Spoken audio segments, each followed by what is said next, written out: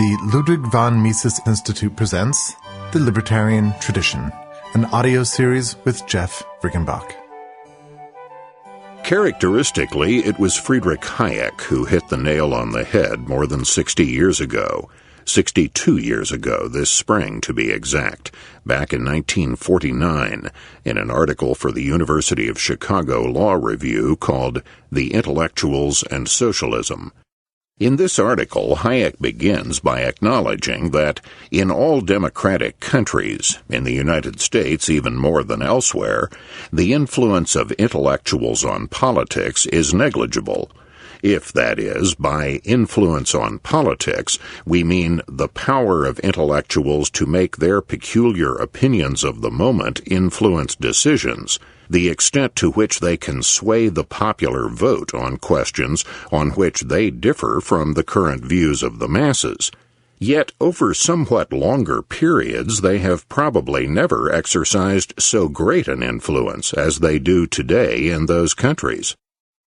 By intellectuals here, Hayek means professional second-hand dealers in ideas, people whose characteristic function in society is neither that of the original thinker nor that of the scholar or expert in a particular field of thought. The typical intellectual need be neither. He need not possess special knowledge of anything in particular, nor need he even be particularly intelligent to perform his role as intermediary in the spreading of ideas. What qualifies him for his job is the wide range of subjects on which he can readily talk and write, and a position or habits through which he becomes acquainted with new ideas sooner than those to whom he addresses himself. The ranks of the intellectual class, as Hayek defines it, includes journalists, teachers, ministers, lecturers, publicists, radio commentators, writers of fiction, cartoonists, and artists, all of whom may be masters of the technique of conveying ideas, but are usually amateurs so far as the substance of what they convey is concerned. The class also includes many professional men and technicians, such as scientists and doctors, who, through their habitual intercourse with the printed word, become carriers of new ideas outside their own fields, and who, because of their expert knowledge of their own subjects, are listened to with respect on most others. There is little that the ordinary man of today learns about events or ideas except through the medium of this class, and outside our special fields of work we are, in this respect, almost all ordinary men, dependent for our information and instruction on those who make it their job to keep abreast of opinion. It is the intellectuals in this sense who decide what views and opinions are to reach us, which facts are important enough to be told to us, and in what form and from what angle they are to be presented. Whether we shall ever learn of the results of the work of the expert and the original thinker depends mainly on their decision. According to Hayek, the all-pervasive influence of the intellectuals in contemporary society has come about despite the fact that most of them are people who understand nothing in particular especially well, and whose judgment on many matters shows little sign of special wisdom.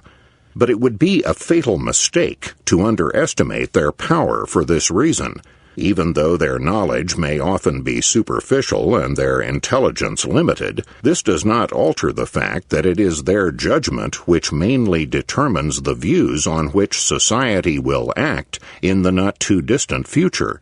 It is no exaggeration to say that once the more active part of the intellectuals has been converted to a set of beliefs, the process by which these become generally accepted is almost automatic and irresistible.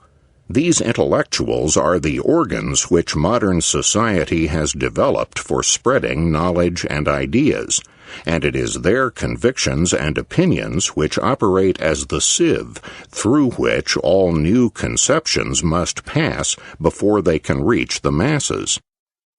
It is important to understand, Hayek stresses, that it is perhaps the most characteristic feature of the intellectual that he judges new ideas not by their specific merits, but by the readiness with which they fit into his general conceptions, into the picture of the world which he regards as modern or advanced. As he knows little about the particular issues, his criterion must be consistency with his other views and suitability for combining into a coherent picture of the world. Yet this selection from the multitude of new ideas presenting themselves at every moment creates the characteristic climate of opinion, the dominant Weltanschauung of a period, which will be favorable to the reception of some opinions and unfavorable to others, and which will make the intellectual readily accept one conclusion and reject another without a real understanding of the issues. Thus, the climate of opinion of any period is, essentially, a set of very general preconceptions by which the intellectual judges the importance of new facts and opinions. Some of these preconceptions inevitably fall under the heading of political and social thought. In fact, Hayek wrote, it is necessary to recognize that on the whole the typical intellectual is today more likely to be a socialist the more he is guided by goodwill and intelligence, and that on the plane of purely intellectual argument he will generally be able to make out a better case than the majority of his opponents within his class. Hayek stressed that socialism was not monolithic among the members of the intellectual class. There are, of course, as many differences of opinion among intellectuals as among other groups of people, he wrote. But it seems to be true that it is on the whole the more active, intelligent, and original men among the intellectuals who most frequently incline toward socialism, while its opponents are often of an inferior caliber. Nobody, for instance, who is familiar with large numbers of university faculties, and from this point of view the majority of university teachers probably have to be classed as intellectuals rather than as experts, can remain oblivious to the fact that the most brilliant and successful teachers are today more likely than not to be socialists, while those who hold more libertarian political views are as frequently mediocrities. This is, of course, by itself an important factor leading the younger generation into the socialist camp. How can we reverse this process? Hayek asked. We need to begin, he answered, by acknowledging that there can be few more thankless tasks at present than the essential one of developing the philosophical foundation on which the further development of a free society must be based. Thus, those who have the cause of freedom genuinely at heart must do what they can to assist and encourage those intellectuals who are devoted to the same cause, and whose assistance is indispensable if the cause is to prevail. As Hayek saw it, we need intellectual leaders who are willing to work for an ideal, however small may be the prospects of its early realization. They must be men who are willing to stick to principles and to fight for their full realization, however remote. Which brings me to the real subject of my podcast today, which is not Friedrich Hayek, after all, but rather a journalist and intellectual named Alan W. Bock. Bock was a war baby, born almost exactly 2 years after the Japanese attack on Pearl Harbor on December 3, 1943. He grew up in a small town in the Southern California desert not far from Los Angeles, but by the time he had reached high school age in the late 1950s, his family had moved somewhat closer in to the City of Angels. After graduating from Covina High School in 1961, Bock went to UCLA on a scholarship. There he studied political science, economics, journalism, and music, which remained a lifelong avocation. In college, Bock joined Young Americans for Freedom, YAF, the conservative student group founded in 1960 at William F. Buckley Jr.'s estate in Sharon, Connecticut. After graduating in 1965, he remained active in the organization for several more years, which is how he met Gene Berkman. I met Alan in Young Americans for Freedom, and we worked together quite closely for 1969 and 1970, promoting first the Libertarian Caucus of Young Americans for Freedom, and then its offshoot, the California Libertarian Alliance. Berkman has for many years now owned and operated one of this country's largest and oldest libertarian bookstores, Renaissance Books in Riverside, California. But back in the late 1960s, when he first met the 25-year-old Alan Bock, recent UCLA graduate, YAF activist, and budding journalist, Berkman himself was 18, not that long out of high school, and strongly committed to political activism. In Bock, he found a sort of mentor and a source of intellectual leadership. He was part of our group in Young Americans for Freedom. We had a Libertarian caucus on the West Coast, which included William B. Steele, Dana Rohrabacher, Dennis Turner, Ron Kimberling, and about a couple dozen other activists. And Alan was probably one of the intellectual leaders of the group. And when we split from Young Americans for Freedom and formed the California Libertarian Alliance, Alan Bock wrote the statement we issued at our press conference. That statement, Berkman recently told interviewer Scott Horton, was aimed at portraying the new California Libertarian Alliance as a kind of belated offshoot of what Murray Rothbard was fond of calling the old right. When we had our Libertarian Caucus in Young Americans for Freedom, one of our principal disagreements with the more traditional leadership of Young Americans for Freedom was our opposition to the Vietnam War. When we founded the California Libertarian Alliance, the statement at our press conference stressed that we were inspired by the principles of Barry Goldwater, who advocated ending government intervention into domestic affairs, and the principles of Senator Robert Taft, who advocated ending American government intervention into foreign countries. That's how Alan put it together, and it was certainly an inspired document. Los Angeles was a heady place for libertarians in the early 70s. Andrew J. Galambos was still offering his influential courses at his Free Enterprise Institute. Robert Lefebvre was living locally, out in Orange County, and still lecturing and publishing actively. The Brandons, Nathaniel and Barbara, were there too, marketing many of the old Nathaniel Brandon Institute lectures from the 1960s, as well as Nathaniel's more recent objectivist-influenced variations on the otherwise familiar themes of humanistic psychology. John Hospers, who was now teaching at the University of Southern California, had just published a book on libertarianism with a local publisher, Nash Publishing, that actually achieved national distribution for its titles. Every week there were parties, meetings, gatherings, lectures. Yet Alan Bock left the Los Angeles area in the early 70s to seek his fortune, first in Washington, D.C., then, more briefly, in Nashville. In Nashville, he tried his hand at musical journalism and produced not only a slew of magazine and newspaper pieces, but also a book, The Gospel Life of Hank Williams. In Washington, he worked as a press aide for a couple of Republican congressmen and served briefly as executive director of an early libertarian policy organization, the Libertarian Advocate. He also put in 3 years as the Washington correspondent for Reason magazine and freelanced as a writer for the opinion pages of daily newspapers from coast to coast. One of the papers he sold pieces to most frequently was the Santa Ana, California Register, the flagship paper of the Freedom Newspapers chain, launched in the 1930s by the libertarian newspaper publisher R.C. Hoyles. In 1980, the Register called and made him an offer he felt he couldn't refuse: come back to Southern California and write editorials for the Register. He accepted the offer. He returned to Southern California and reported for work one day in 1980 at the Register. He stayed there for the rest of his life, more than 30 years all told. For a few months around the end of 1985 and the beginning of 1986, he was my boss at the Register.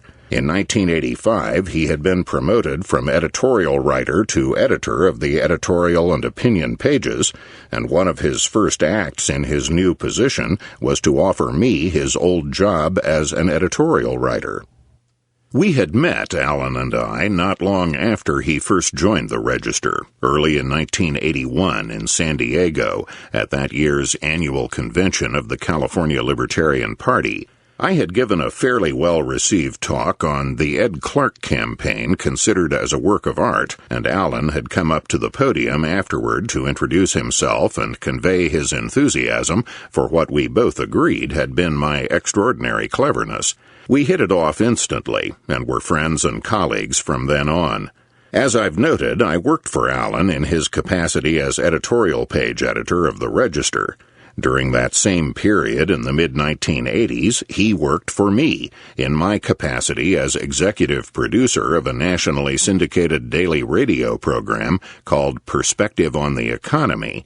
As a colleague of his, I must say that I regarded Alan with considerable admiration, even awe. He was as radical a libertarian, as hardcore in his thinking as anyone I've ever met.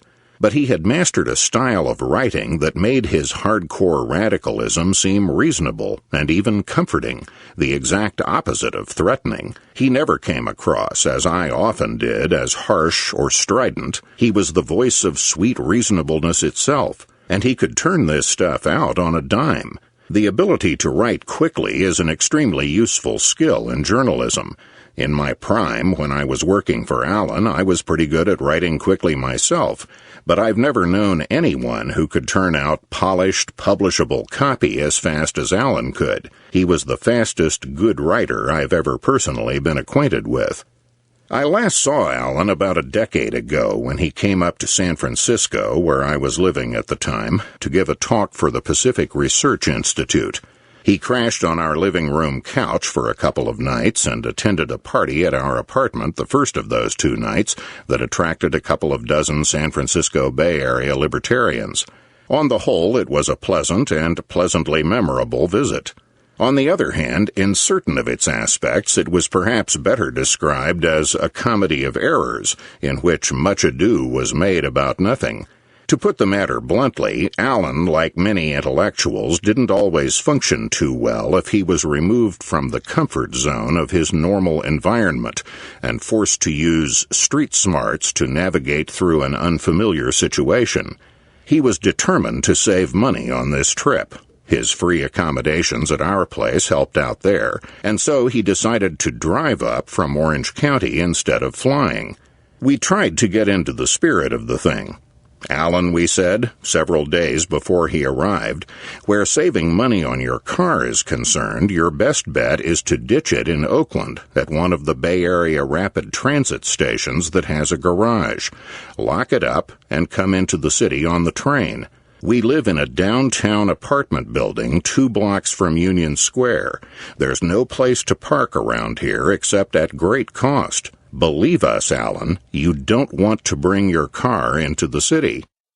But Alan had never lived anywhere you couldn't just pull over wherever you happened to be and park on the street if you needed to. He was not comfortable with elevated trains and subways. He was comfortable driving his car to his destination and then pulling over and parking somewhere nearby on the street. And so he arrived in San Francisco's theater district in his car. He could find no place to park it, except the local garages. He was shocked at their rates. We said, Alan, if you want to try to park free on the street, your safest bet is to pull into the alley that runs up alongside the building. The signs say no parking, but they don't patrol the alley. They do nothing about parked cars there unless someone complains that the car is blocking truck access. Trucks of various sizes pull in to make deliveries to the student hostel at the end of the alley and to David's Deli and the French restaurant, but if you pull far enough back and park right up against the wall so other people can get past you, you're pretty safe parking in the alley. But Alan wasn't comfortable with openly defying a no parking sign. He found a spot out on Taylor Street at the front of the building, near the mouth of the alley, that seemed to him ambiguous. There was no parking sign. There was no meter. He parked there, and within 30 minutes his car had been impounded and towed, and the ransom he was required to pay to get it back was sufficient to wipe out everything he had saved on his expenses so far in the trip. Still, all's well that ends well. The folks at the Pacific Research Institute bailed Allen's car out for him and paid for a place to park it for the balance of his visit. So all did end well. I only wish I could say the same for Allen's fortunes in more recent years. Last year he was diagnosed with cancer. He took time off, went through chemo and surgery, and thought he'd beat it. He returned to work in January. Then the cancer came back, this time in his liver. He retired in March. He died last week, on Wednesday, May 18th, 2011, at the age of 67.